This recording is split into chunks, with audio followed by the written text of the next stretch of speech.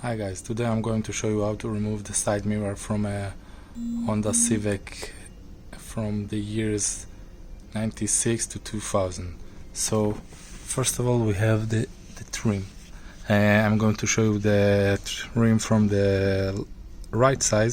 You see it's only held up by one metal pin and those two lower ones that hold it in place. So what you need to do is take it from the upper side and push it towards your direction. That's it. You see, in the left side it's the same.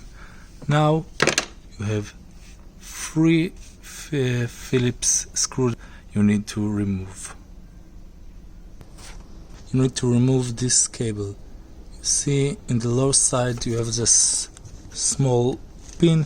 You need to hold it and push the cable toward your direction. To take the mirror out, we need to squeeze this plastic downwards and this one upwards.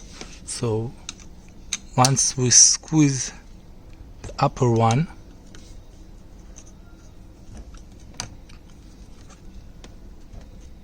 okay, you can see it's squeezed. I need to squeeze the low one and make sure it won't get through.